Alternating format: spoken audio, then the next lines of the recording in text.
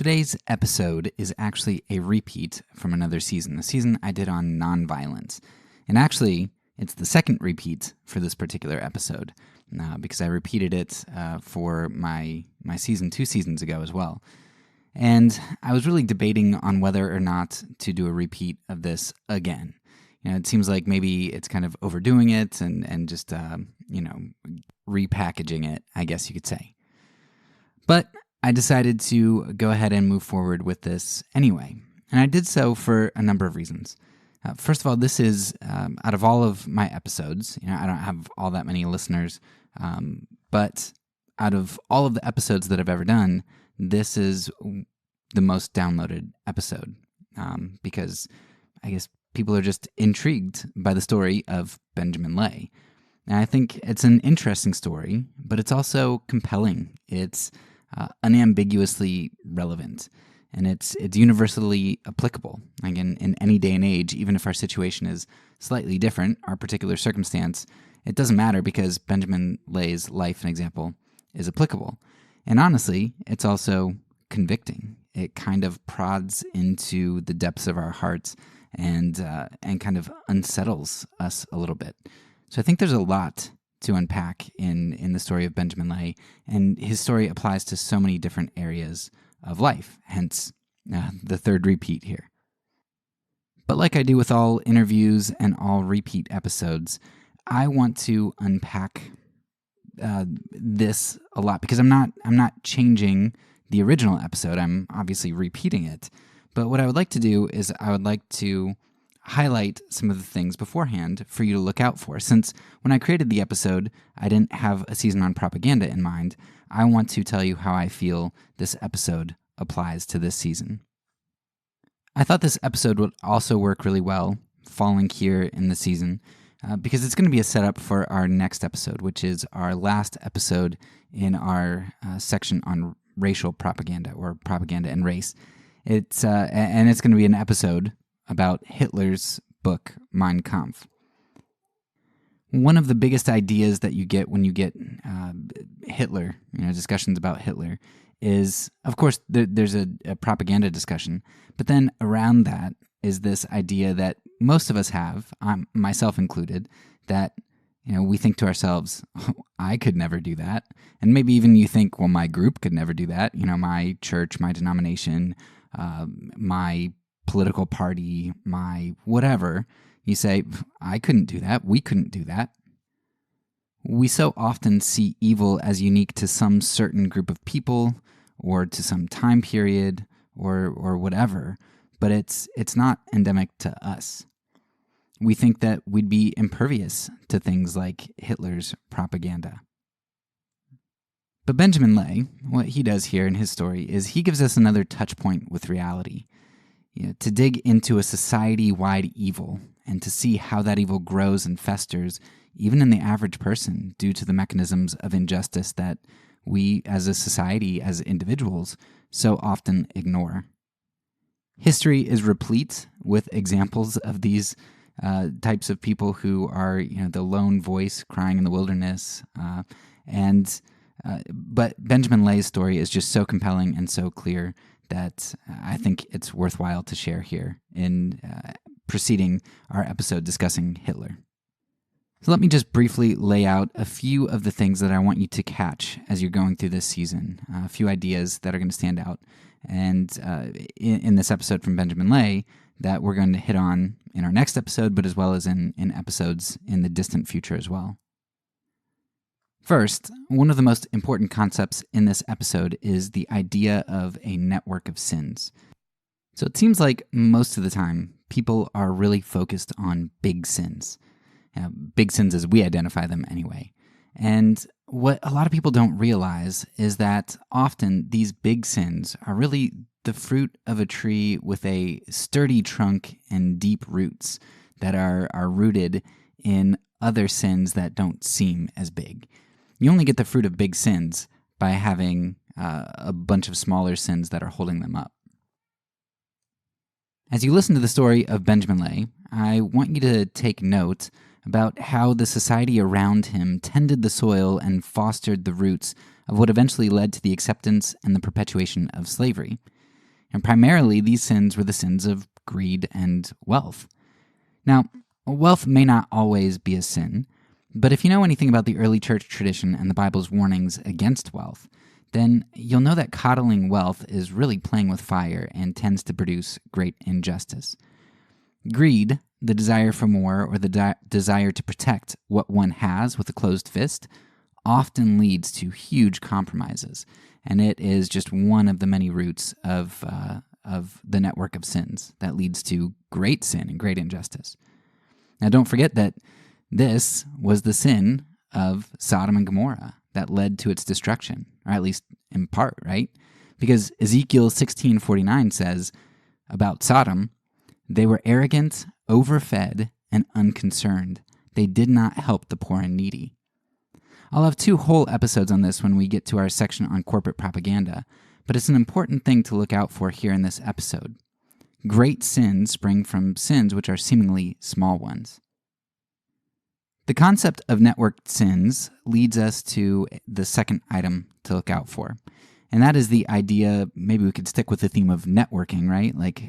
That we are responsible for our participation, right? So we are part of a group, but we can't just say that, well, the group does slavery, or the group enslaves child labor, or the group, right? We can't just always put things off on the group, because we are a part of the group, and our actions in that group matter. So I'm constantly justifying myself when it comes to my economic decisions.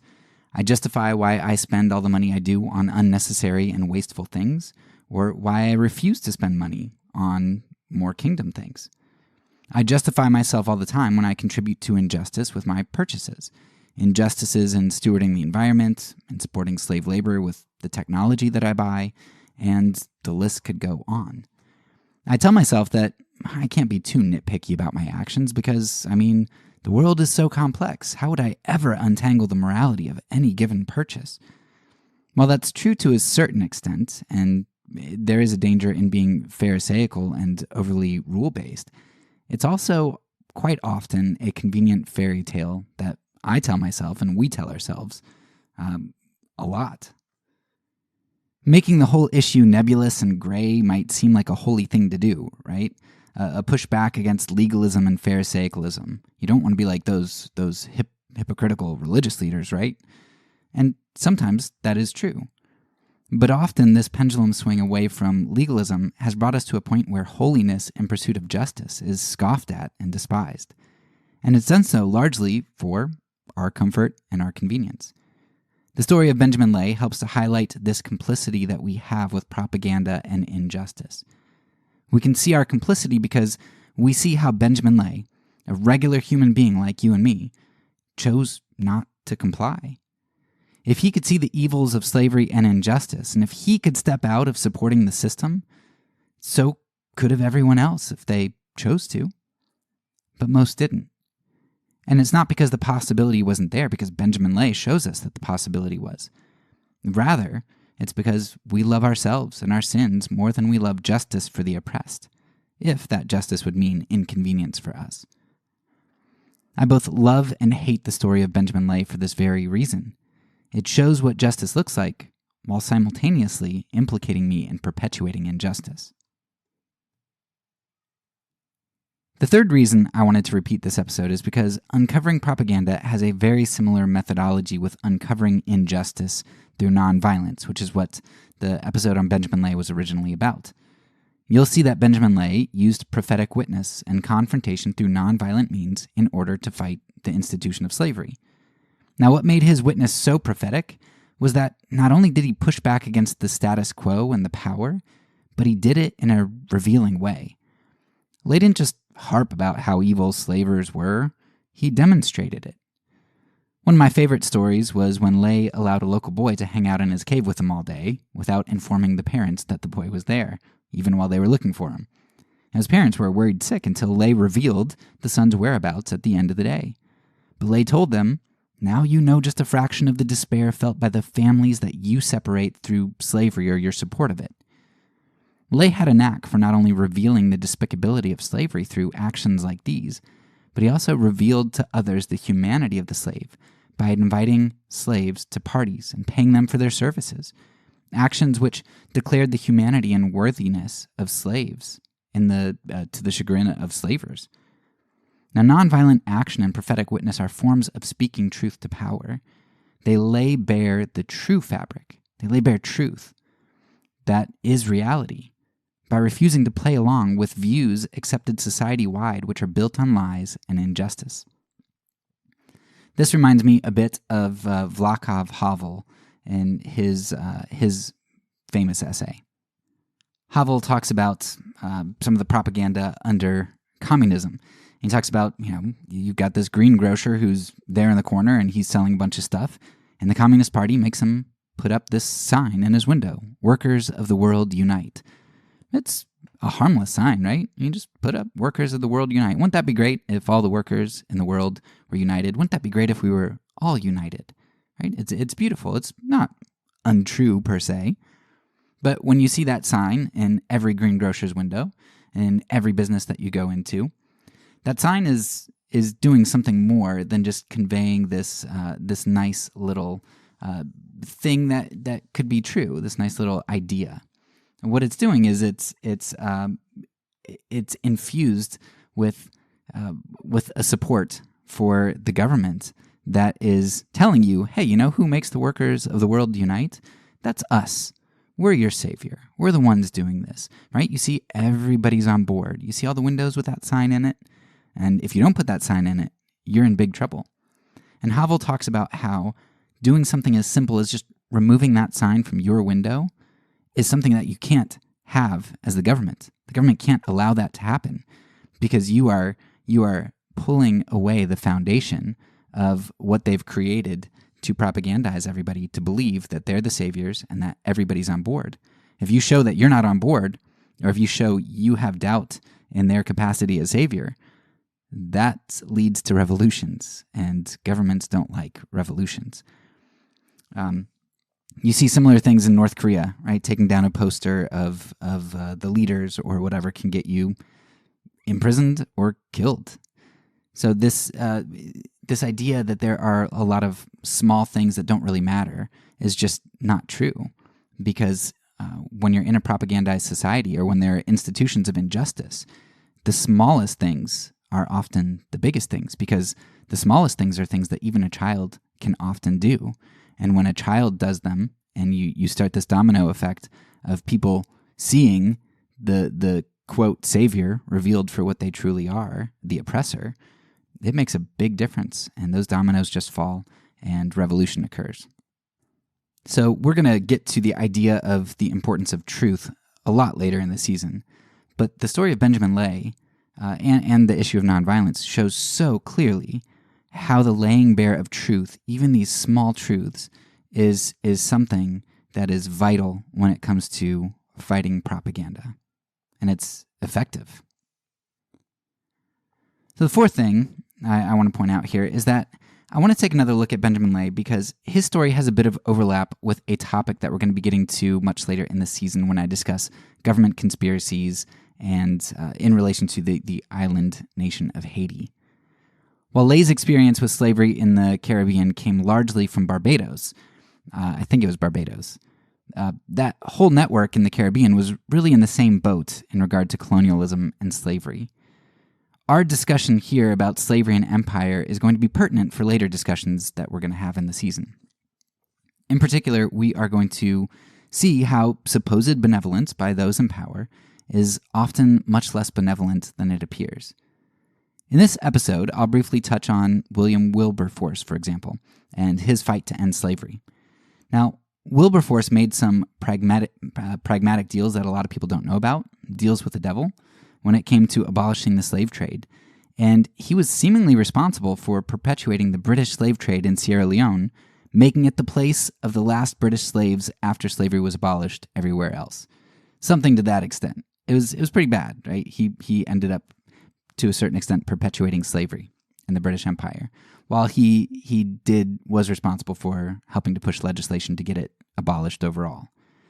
Injustice, benevolence, and pragmatism often have a whole lot of overlap, especially when we get into the political sphere.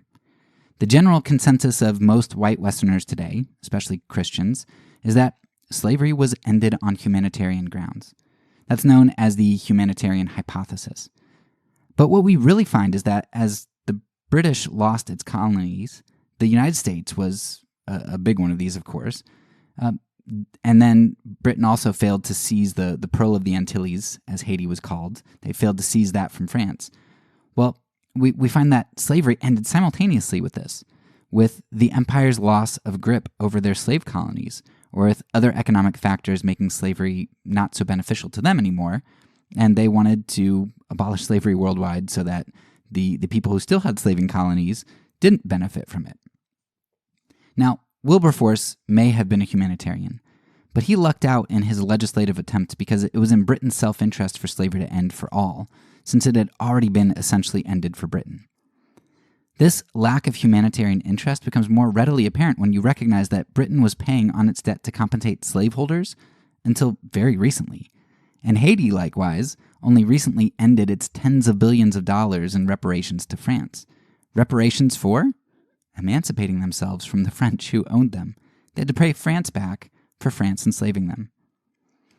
The legislation that came about against slavery wasn't some Enlightenment humanitarian Christian success. Of course, there were some Christians, like Benjamin Lay, and some Enlightenment thinkers, like Voltaire, who were against slavery. But Christians in the Americas and revolutionary France, two groups of people fighting for freedom, they said, their own freedom, of course, would have been happy to keep black slaves in perpetual bondage if it benefited them, just as Lincoln would have been content to leave slaves in bondage if it preserved the Union. As governments realized that slavery was on the way out for them and no longer beneficial, they saved face by co-opting the humanitarian movement, secretly compensating the slaveholders to buy them off, and then taking credit for their legislative love. Now, we don't really dig into all that too deeply in this episode, but there is a little bit, and it's going to be important to understand this and to keep it in the back of your mind as we come back to this concept more later this season. Finally, I want to take another look at Benjamin Lay because his story is going to spotlight an issue that everyone seems to be talking about today: cancel culture. Should we cancel Thomas Jefferson because he had slaves or impregnated at least one of them? Dare we say, raped her? I mean, if he was a good politician but an immoral scoundrel, can't we recognize his accomplishments in the political sphere while denouncing him in the moral sphere? Aren't we able to separate and partition a person's life? Aren't we all complex people with successes and failures in life? One of the stories that kind of made me think about this was Joe Paterno. So as I know the story, I don't know it all that well, but from what I know, right, Joe Paterno was coach at Penn State college football. And he had this guy on staff who was, over years, I don't know, maybe even decades, he was molesting kids who came through the camp. Well, Joe Paterno, from my understanding, heard about this, and he went to the board, like he went up the line, and he said, hey, we've got reports of this going on. Can you guys take care of it? He reported it to the appropriate authorities, the people above him at the college. And so a lot of people were critical of him, like, well, he should have gone to the police. But I don't know what the college rules are, but I know that when I was a public school teacher, it was, I don't know if it was illegal or if it was just like I would have lost my job or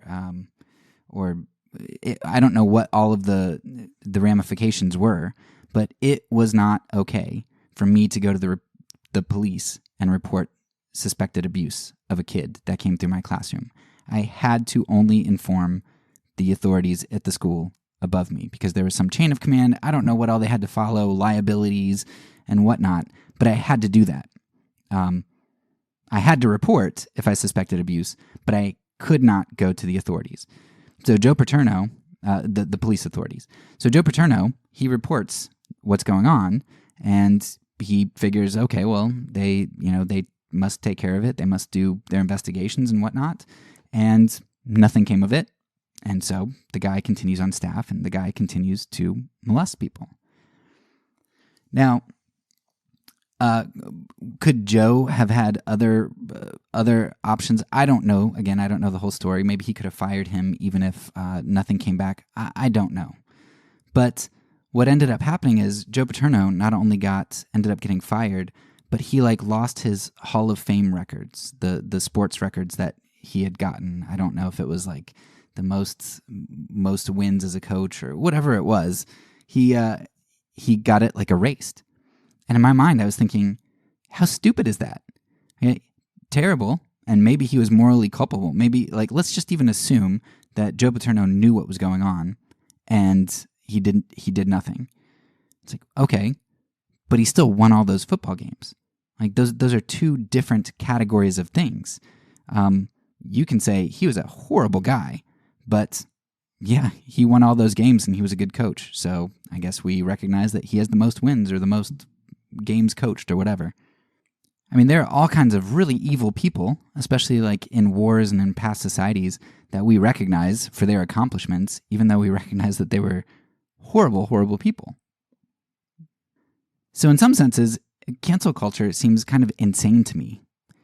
But as easy as it would be to push back against some of the insanity of cancel culture and the seeming expectation of perfectionism, it does seem to me that humanity is less partitionable than we often like to think.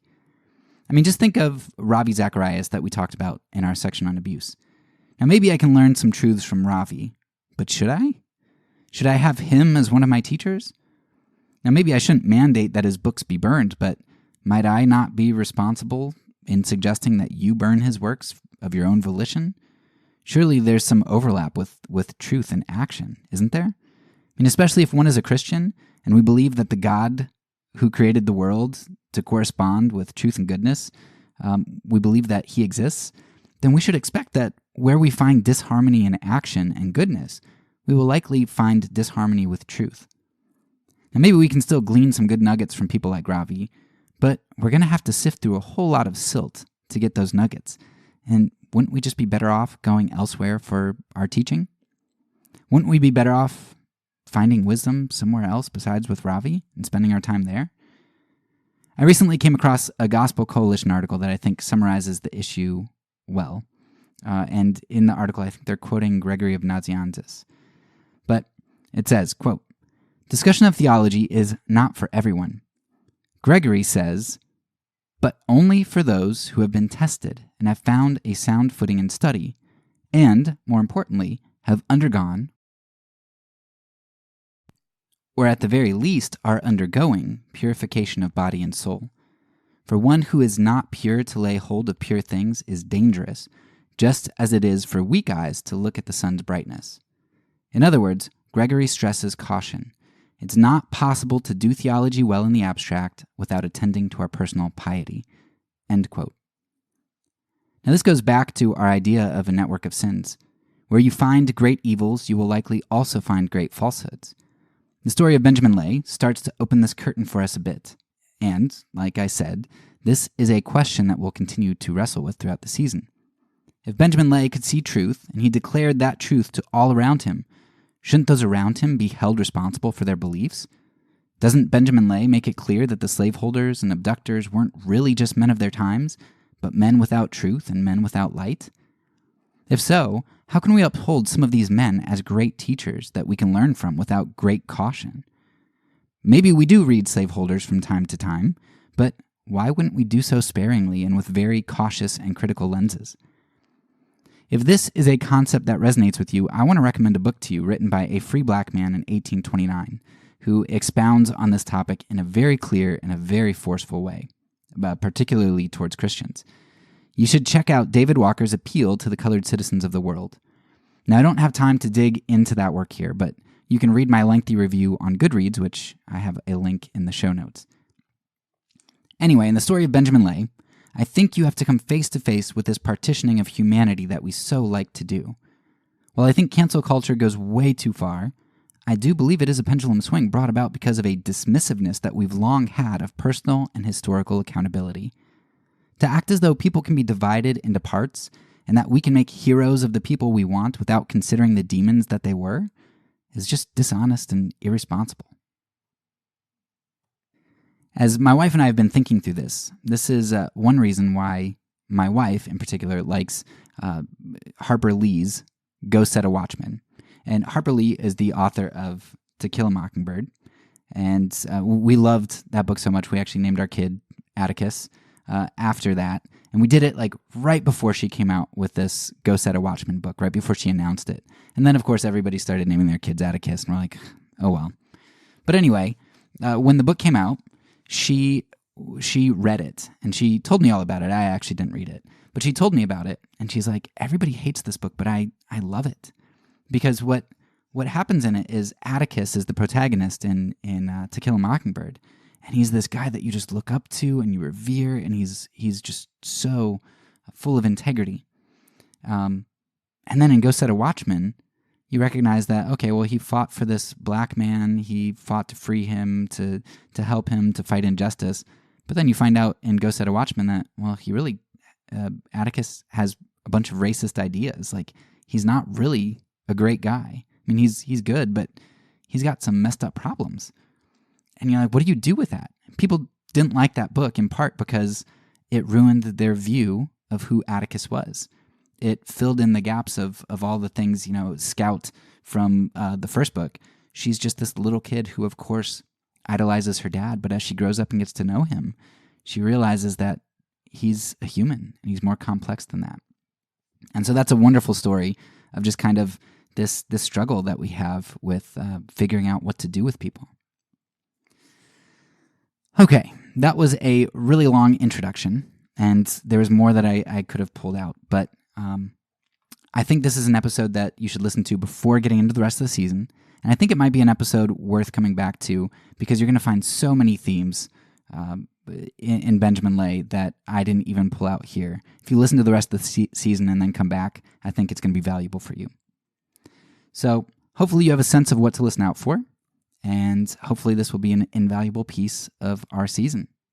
So without further ado, here is the episode on the fearless Benjamin Lay.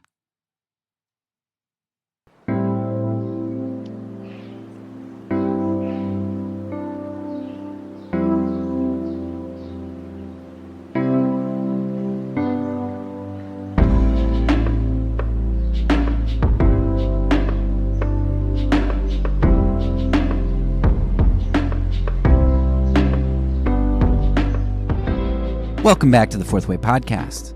Today we have a special Juneteenth episode.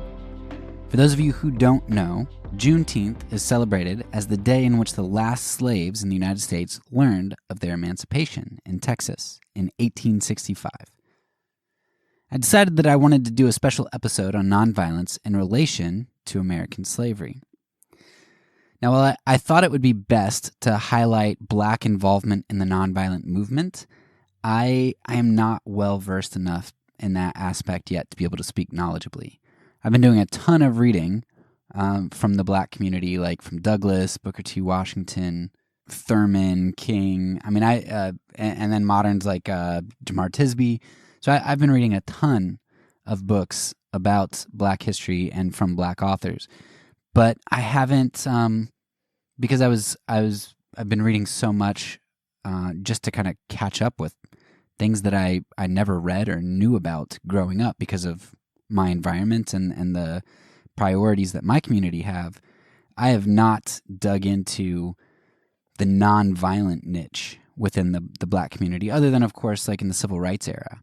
And so I would want to do a lot more justice to that before I am able to speak about Black nonviolence throughout American history. So if you can excuse the fact that this episode is not going to feature Black nonviolent activists, hopefully you can understand my reasoning for that and wait for a future episode that is able to do that in the next few years, hopefully. As my reading list is already really long, so and if you have any good resources to shoot my way that would help me with this, I could definitely bump it to the top of my list because I would love to learn more about that. But instead, at the moment, I am going to actually take a look at the origins of abolition, particularly amongst the famous maybe most famous American nonviolent activists, which would be the Quakers. I'm aware that there were some abolitionist voices here and there throughout the centuries, even before the time that I'm going to talk about today. There are also very early humanitarian voices like De las Casas, who highlighted the egregious evils done against Native Americans.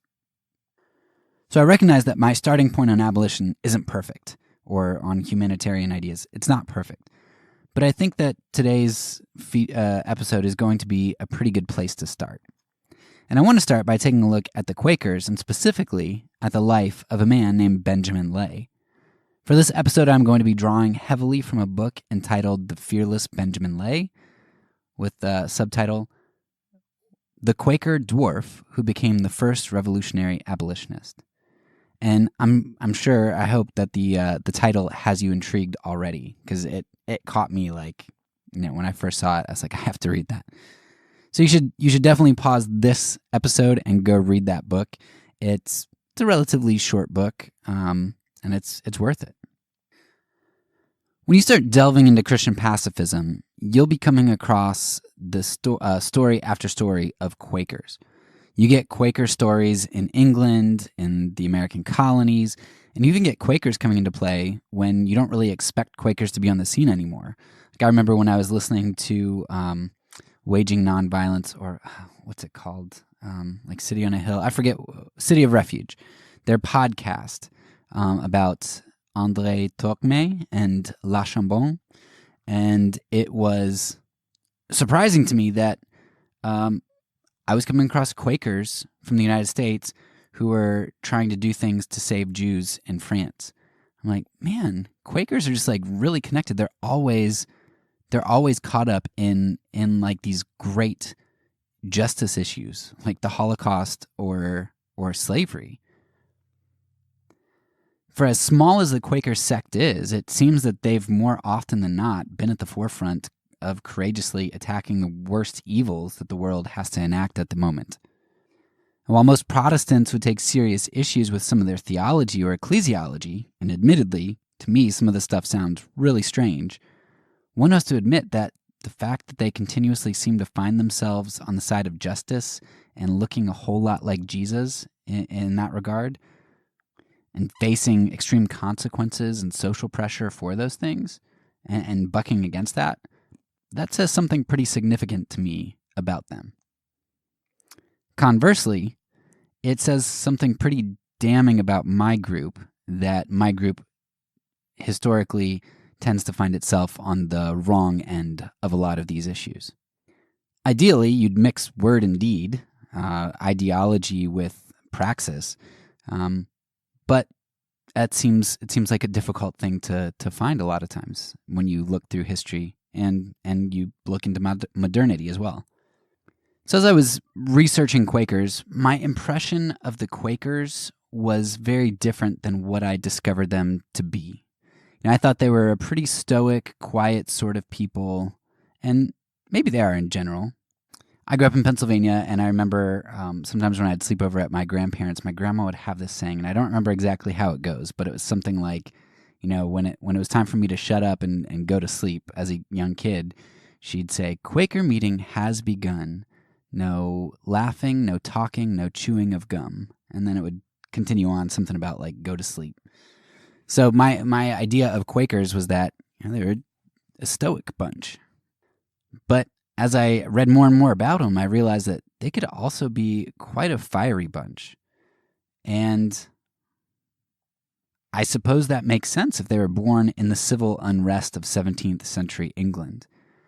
They only really came around about the year 1650, and largely they grew out of the lower and lower middle class. While there were a number of anti-slavery individuals and known anti-slavery pushes within the Quaker community as early as 1688, and among some of the founders like Fox, it wasn't something that they were particularly known by at first. In fact, by the early 1700s, as you get into third-generation Quakers, you actually have a number of Quakers who have gotten pretty wealthy, especially in the colonies, and you have a decent number of Quaker slave owners. And even if one Quaker isn't a slave owner, chances are that someone who either has influence over them or someone with whom they associate is a slave owner. And of course, the slave owners tended to be the more wealthy, kind of for both reasons, right? If you're wealthy, you can afford slaves, but also the people who got slaves tended to become more wealthy because they're getting virtually free labor other than their initial investment.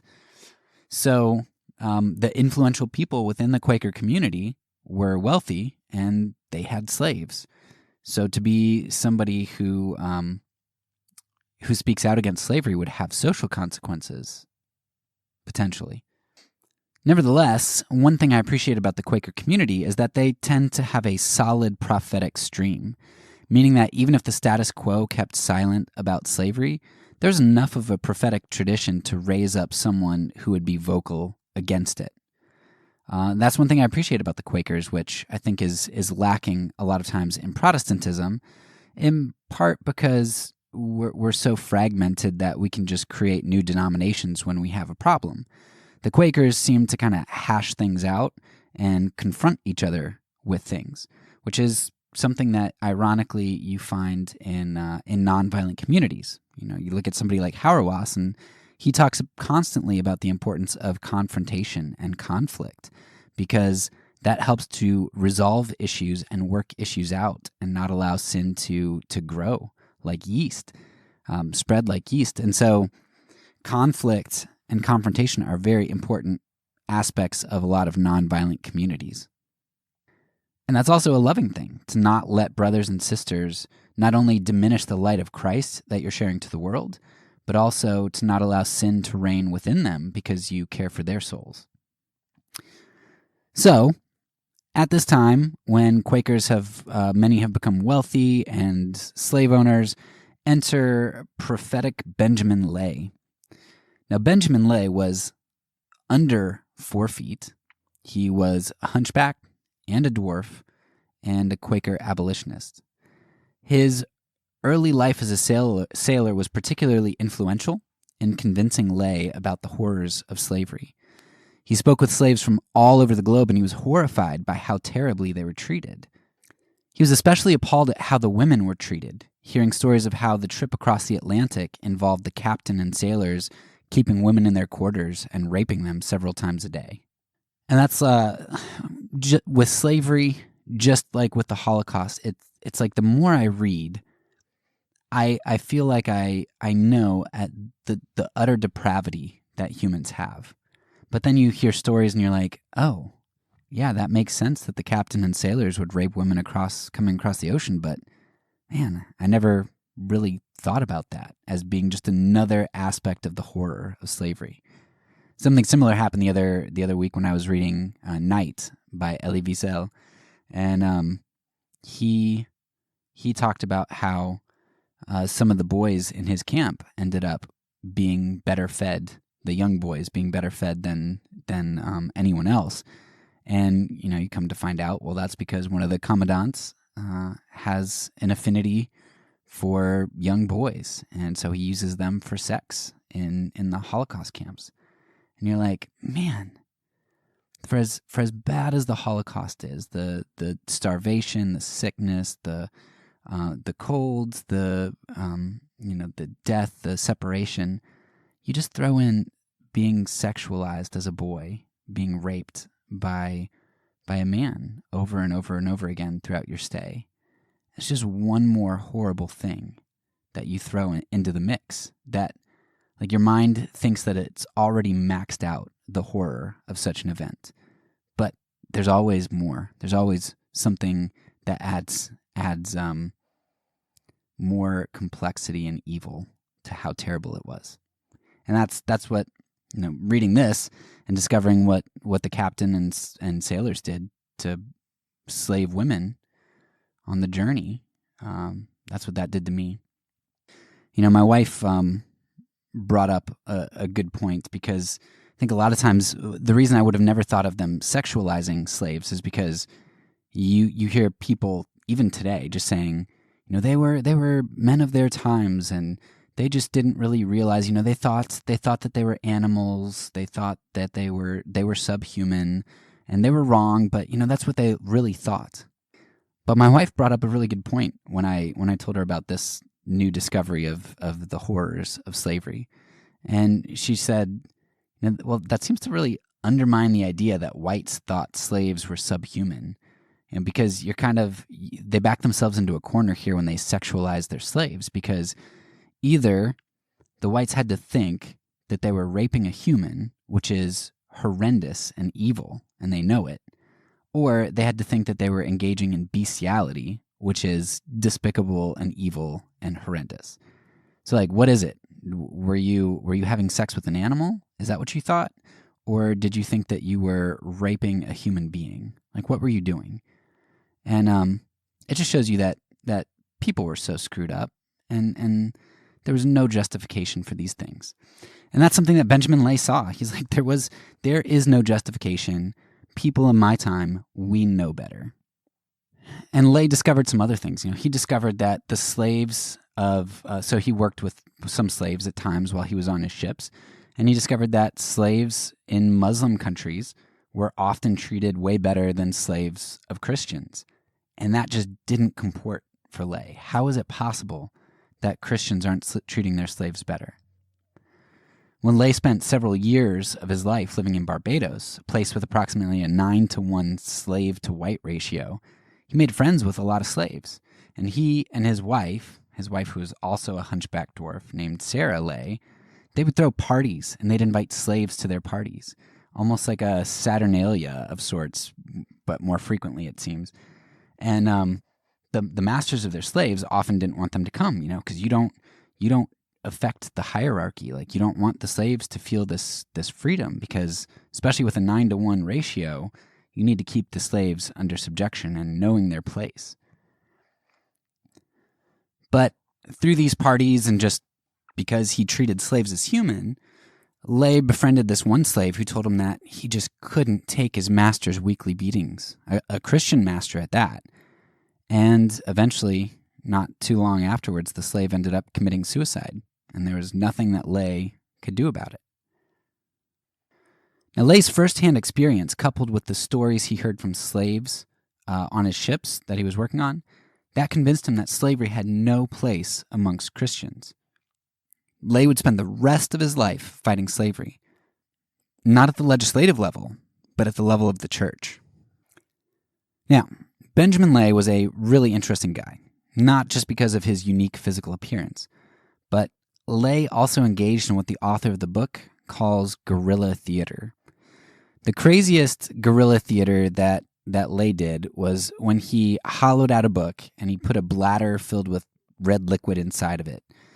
He then, in the middle of a meeting, stood up and pronounced judgment on slaveholders, and he pierced the book with a knife, which the Quakers weren't supposed to have, or a sword, I guess. And he declared that judgment was coming on them if there was not repentance.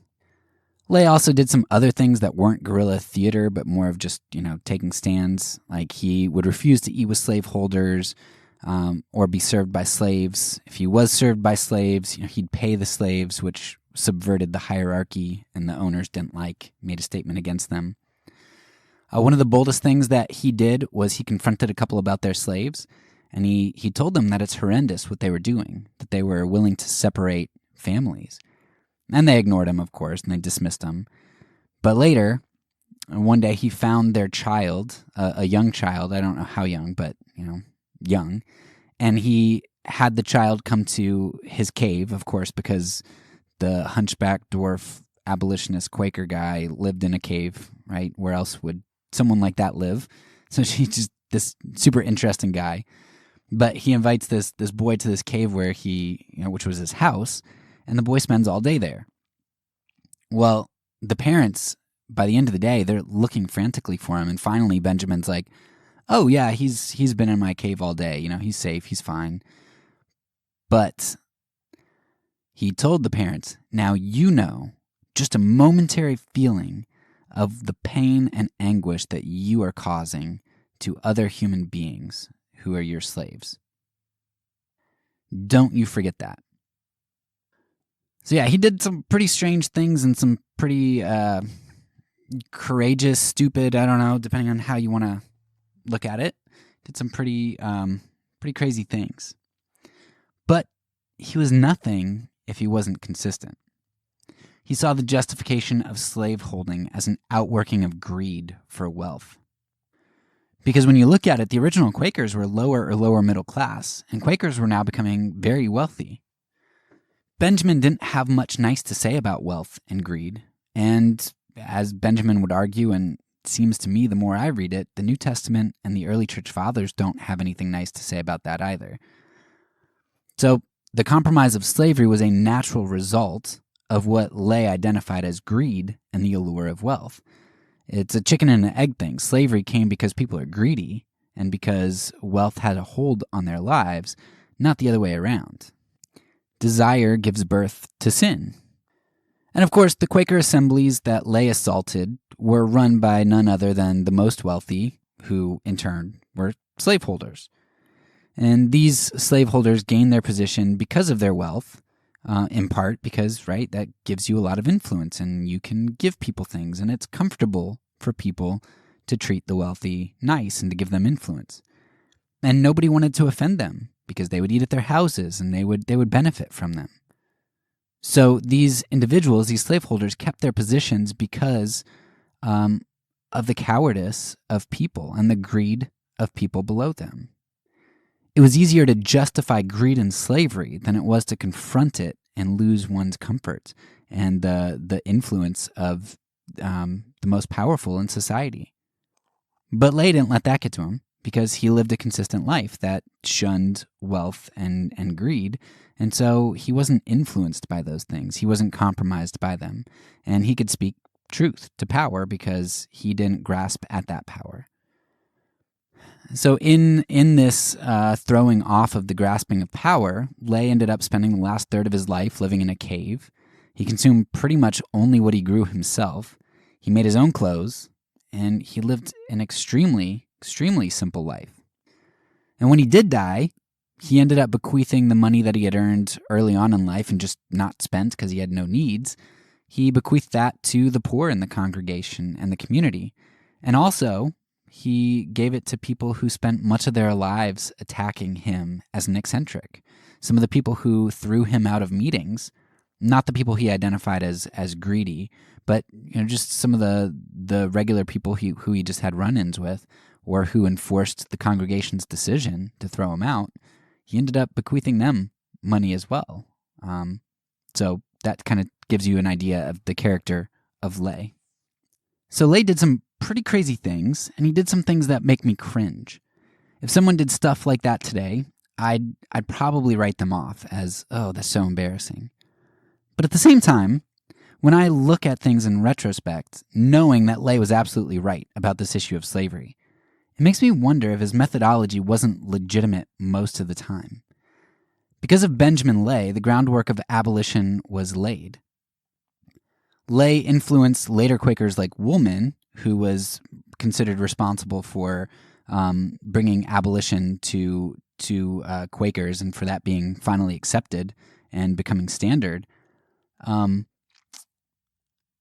Because it was Woolman who got the Philadelphia Convention to ban slavery in 1776, and they began to censure Quakers that didn't get rid of their slaves. Woolman and the Quakers also advocated that slave owners reimburse their slaves for all of their back pay, which is crazy. Like that's a crazy expectation. Woolman, like Lay, also did some cool things. Like when he would visited slave owners and he was served by slaves, he would pay the slaves for their services that he received. And that way he sent a message to the slave owners as well as to treating slaves with dignity. And that was really subversive to overthrow this hierarchy. But Benjamin Lay didn't just influence Quakers like Woolman. He also rubbed shoulders with people like Benjamin Franklin, the man who published Lay's infamous book, All Slave Keepers Apostates, which is probably the most influential anti-slavery book ever for the abolition movement. It influenced the future abolition books and thinkers. He influenced the likes of famous patriot Benjamin Rush and thinkers like Voltaire. Lay was hugely influential in birthing and growing the abolition movement of the next generation. So I don't know. It makes me wonder if we are just cowards, and this Old Testament prophetic sort of witness stuff is good. And I just don't have a strong enough conviction to proclaim the truth as Lay did. I'm too comfortable, and I rub shoulders with the people who I need to call out, or maybe I'm one of the people that needs to be called out. Or was Lay right in ideology, but wrong in his methodology? Is what he did too uncouth? Is that not winsome? Regardless of how you look at it, I do think Lay did one thing right. His attack wasn't on legislation. He was calling out the community, which claimed to be the light of Christ. That's who he was pointing fingers at. He was calling for Christian consistency. And it's interesting that as the Quakers came around to abolition, officially ending it in 1776, 30 years before Britain's first move to end it, and 60 years before Britain completely abolished it in the empire, it's interesting that their indirect influence on others seemed to be a contributing factor in abolition's rise. So by Benjamin purifying the church, I don't know if you can directly link it, but it seems like the purification of the Quakers actually ended up rubbing off on the broader community. As the Quakers began to live out abolition consistently, it helped to change the culture around them as they rubbed shoulders with others and influenced others. Now, as far as this episode goes, I'm not going to go into a ton more detail on Benjamin Lay. I highly recommend the book The Fearless Benjamin Lay to fill in more details if you'd like. You can find it on Scribd as an audio or digital book. I haven't gotten to Lay's book, All Slave Keepers Apostates, but I hope to do that one day as well, and you can find it on Kindle for 99 cents. So I have it ready to go when I get around to it, but it'll probably be a while. Instead of going into Lay's life, which the book will be better for you anyway, what I do want to do in this episode is make some observations that tie in a lot of what we've discussed throughout the season on nonviolent action, as well as to set up our final 2 episodes in the season. So let's make some observations here.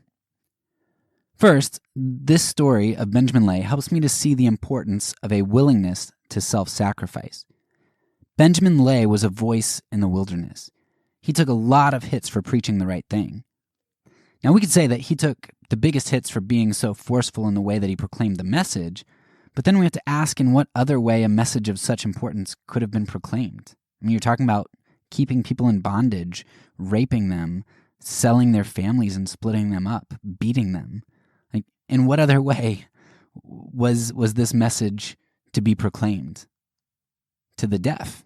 How do you do it other than yell? This problem of slavery was ever before the colonies.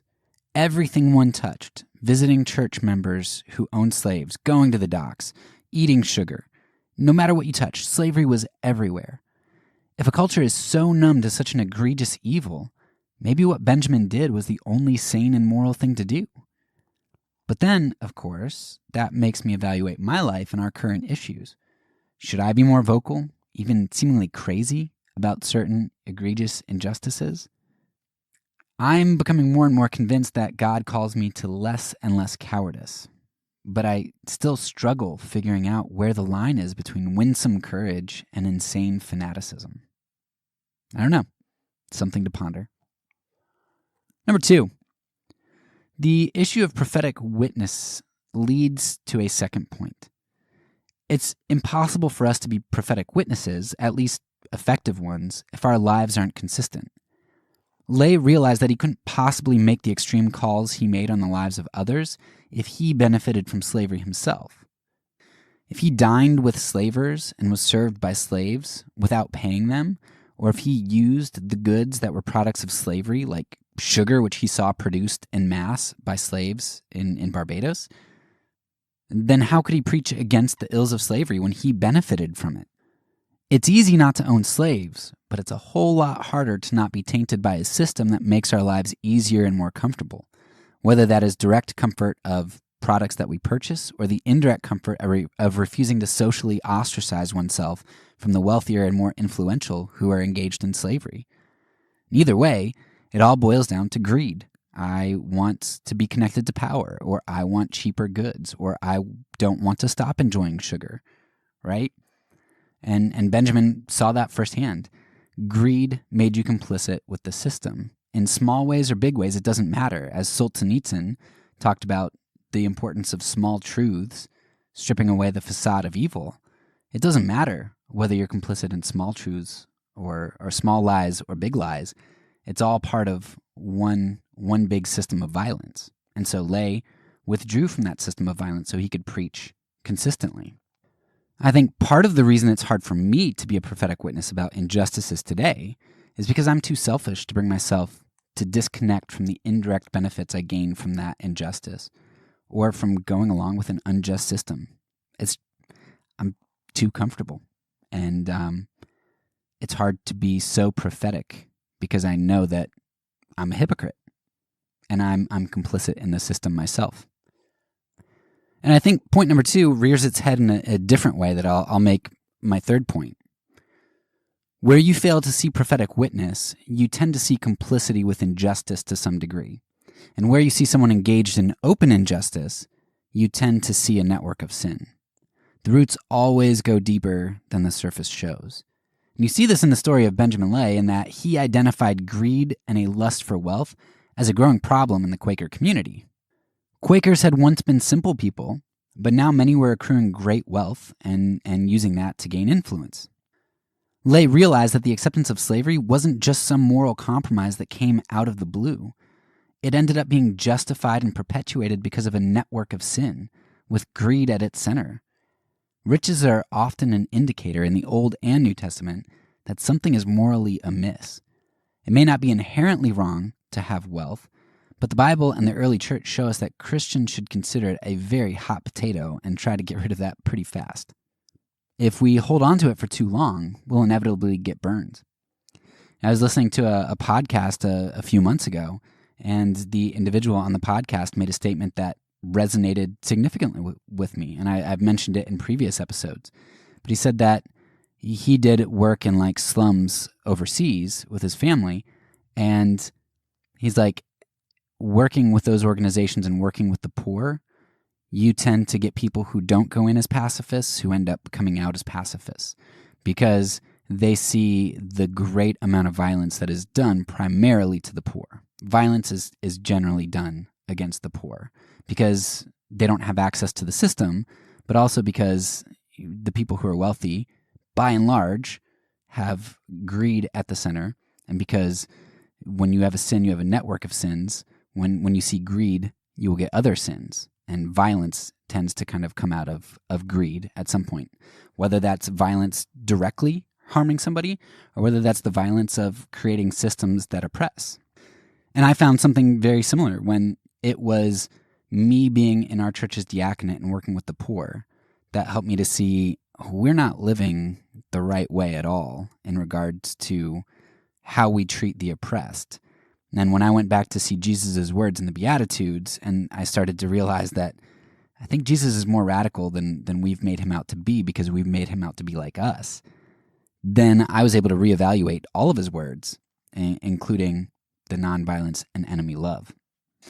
I'll link a great article about the embezzlement of the church, which talks about the early church and their view on poverty and stuff. I'll post that in the show notes, and I could go on and on about this topic, and I think I'm going to have a season on this, on poverty and such, at one point. But for now, go ahead and read that article, and I'll just drop this concept here and not go down that rabbit trail anymore. But anyway, it's interesting how at the end of Lay's life, when some of the main culprits that he pointed out for their greed and for slavery, when they ended up dying, he found out that their greed and power-mongering, in all of that, they'd actually engaged in other moral issues like embezzlement of government funds. So Lay's observation and critique that, look, when you see something like slavery and that's justified, you keep digging. There are roots all over the place, and you're not just going to find one problem. You're going to find a network of problems, and that's part of what Lay was trying to get rid of when he lived a simple life. He recognized how one thing leads to another. But that's not how most of us see it, right? We see wealth and therefore influence, and we give those people leadership positions, which you see in churches all the time. It's a certain type of person that gets leadership, which it isn't bad that people of a certain type, like businessmen type, get leadership, but you just don't see like early church types of things where you have fishermen and poor people in leadership at all. It just doesn't happen. And Lay recognized that as a problem. And I would even say in the 2020 election when Piper came out with an article against Trump, or at least saying, hey, look, pride's a big deal too. Our Christian community couldn't grasp that concept of this network of sins. And they just kind of looked for a 1-to-1 ratio and saying, well, abortion is absolutely terrible. And now you're talking about to me about this kind of esoteric pride thing that, everybody has pride. What's the big deal? But, the point is, I just read an article about President Trump, because this is almost Thanksgiving 2020, when I'm recording this. But President Trump just, was trying to consider bombing Iran because Iran now has more nuclear, it's amassed more nuclear, not weapons, but material. And he's like, hey, can we bomb them before I leave office? And it's like, he backed out of a nuclear deal. So Iran starts to, they're not held accountable for that anymore. So they start doing what they were going to do. And now he's considering bombing them. And it's like, your pride knows no bounds. Like in order to look tough on something, or in order to accomplish everything that you said you wanted to accomplish, or whatnot, the things that you're willing to say and do in order to look good, like not denounce Saudi Arabia for chopping up a journalist because they make you a lot of money and it'll make you look better to have all that money, and because they're whatever. Like pride, just you're gonna find a network of sins, and pride is one of the biggest issues that you're gonna see in something like the Book of Proverbs about rulers and stuff. So this network of sins idea is very huge. It's like an iceberg. You're only gonna see something. And Benjamin recognized this. Like when I see the issue of slavery, I bet as you uncover more and more of somebody's life, you're going to find a lot of really big problems. And that at least worked out with the individuals that Benjamin was critiquing. All right, number 4. I love getting a glimpse of Lay's work in the church. My impression was that Lay wasn't really trying to go outside of the church at all, though I don't know that 100%. It didn't really talk about pursuing legislation. I don't know if Lay would have been opposed to that. But Lay seemed to realize that the primary issue was getting his community, the church, to live lives of purity and consistency, which they eventually did by and large. Now, it's amazing to see how rather than leave the Quaker community when they tried to push him out, he fought to stay in it. He loved the majority of the people who were against them and repented where he needed to, but he kept pushing where he needed to as well. You see a community that continued to wrestle with each other, to censure each other where they felt they needed to, and to repent. It's a beautiful picture of what the church ought to be rather than the denominational consumerist framework that we have today in many Protestant denominations. It was by purifying the Quaker movement that they were able to be a voice and a framework for the abolition movement that came after them. In the same year and in the same city that the Declaration of Independence was signed by a group that ended up writing slavery into the new nation they would form, the Quakers, in the same city, same year, wrote slavery out of their presence. To my knowledge, they were the first major European group in this era to end slavery, to even talk about it to the extent that they did. And that set some precedents and influenced future abolitionists. Yet we, July 4th, we commemorate what our founding fathers did in their breaking off of Great Britain, which then allowed for westward expansion and genocide of the Native Americans, and which eventually wrote slavery into our Constitution. But we don't celebrate the fact that the Quakers wrote slavery out of their presence in that same year in Philadelphia.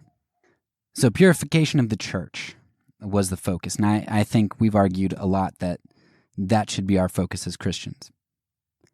Number 5. One thing you see in many nonviolent movements is that class is vital to change sentiment. Lay and many abolitionist Quakers were lower or lower middle class, and they were often fighting against the upper middle class or the wealthy.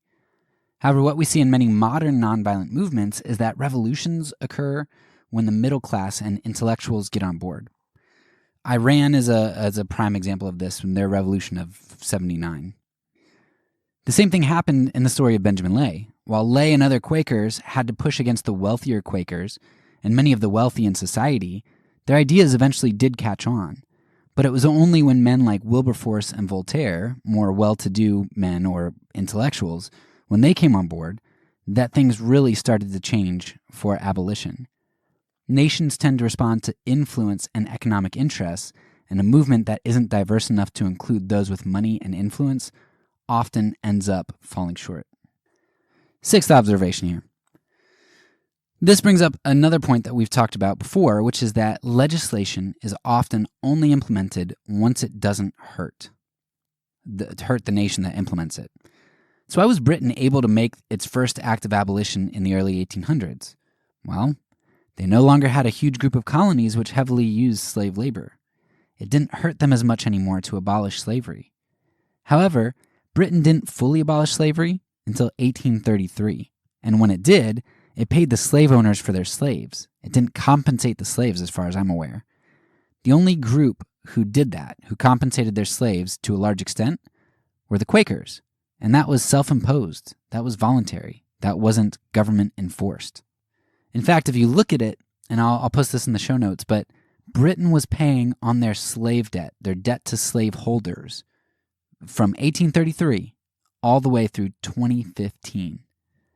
So the legislation that abolished slavery cost Britain 180 years worth of taxes. Of course, the slave owners didn't mind giving up their property at that point, right? If you're going to get paid a bunch of money to do it, sure, go ahead, write that legislation, pay me, that's fine. That legislation was hugely lucrative to them. Plus, the slaves weren't just disbanded, they were phased out. And even then, slavery wasn't made completely, absolutely illegal. Every now and then, illegal slaves would be seized and they'd be taken to, I think it was Sierra Leone, where they were forcefully enslaved for up to 14 years. So it wasn't technically, life slavery. Well, one of the leaders of Sierra Leone, he was, appalled by this, and he was given governorship of that district. I don't know, part of the empire for Britain, and he balked at the fact that they kept getting shipments of slaves in, and he was promptly dismissed by none other than William Wilberforce, the great abolitionist. Now, Wilberforce was against slavery, but he had helped to make a deal that he thought he needed to make in order to mostly abolish slavery. And so when this guy came into Sierra Leone and tried to upset that system, that deal that Wilberforce had made, Wilberforce was like, nah, we got to keep slavery around in this small way, so that I can keep my word about slavery, about not completely ending it, but allowing the people of Sierra Leone to continue to profit off of it. So Wilberforce took this lesser of two evils approach, and thus he prevented the full abolition of slavery by the new governor of Sierra Leone, and actually dismissed him for attempting to do so. So even the full abolition of slavery is way more complex, and there's a lot more to go into with people like Wilberforce and assessing their actions and such. Now, at the same time, the colonies went full force into slavery. It was too lucrative to give up. It may have even been a part of what drove them to rebellion. I don't know. We know westward expansion was one reason they wanted independence, and perhaps they knew that abolition was coming down the pipes as well. Who knows? But as it was with Britain, so it was with the States. Slavery was only abolished once it was already going out of style, and it was more lucrative to do so. And we addressed that in our CRT episode last season. Now, it doesn't mean I'm not happy that legislation was eventually put in place. It just means that I think the cultural shift is the most important, and that always precedes legislation, and hearts need to be changed. It doesn't follow legislation. Legislation to us seems like where the power is at, but it's not. Trying to lead with legislation is the dog chasing its own tail. It's putting the cart before the horse. And Benjamin Lay realized that, I think, and his focus was on the Quaker meetings and the Christian community. And that brings me to my last point. Benjamin Lay's guerrilla theater is brilliant. Sure, it was also abrasive, but I think Lay shows us what Solzhenitsyn was getting at when he talked about exposing lies. Lay put the immorality of slavery ever before the people. They couldn't ignore it or forget it. The parents of the child Lay took to his cave knew what it meant to keep slaves every time they worried about their son from that day forward. Those who dined with Lay thought about their comfort and consumption as complicity with slavery every time Benjamin paid slaves for their wages or refused to take sugar. While these seem like very small steps, Benjamin Lay was able to bring the evil of slavery to the forefront of everyone's mind through his demonstrations. He shined light on the darkness. And quite honestly, I wonder if that's not why God had Benjamin Lay be a dwarf hunchback. Benjamin couldn't walk anywhere without being noticed. And when he did his antics, you couldn't erase that out of your mind. And because his life was so centered on abolition, when you did think of Lay or when you did see him, slavery was going to be the first thing that would have come to anyone's mind. One couldn't get the image of Benjamin out of their minds, and in some ways, his twisted figure was a perfect reminder of the twisted evil of the slavery he preached against so vehemently. Benjamin himself was maybe the best object lesson, a walking object lesson of slavery and abolition. Lay helps to encourage me to understand the importance of speaking truth, even small truths, or big truths in small ways. Daily unmasking lies is the greatest nonviolent action we can all participate in. It is through the life of Benjamin Lay that so many others realized the truth, and within a generation were changing public sentiment and national policy against slavery. Go read The Fearless Benjamin Lay and thank God that he uses people like him to do great things. And this Juneteenth, recognize that one of the main reasons Quakers were so prominent in rescuing runaway slaves and joining in the abolition movement, and why the world's sentiment shifted against slavery, is because of a dwarf hunchback Quaker abolitionist named Benjamin Lay. That's all for now. So peace, and because I'm a pacifist, when I say it, I mean it.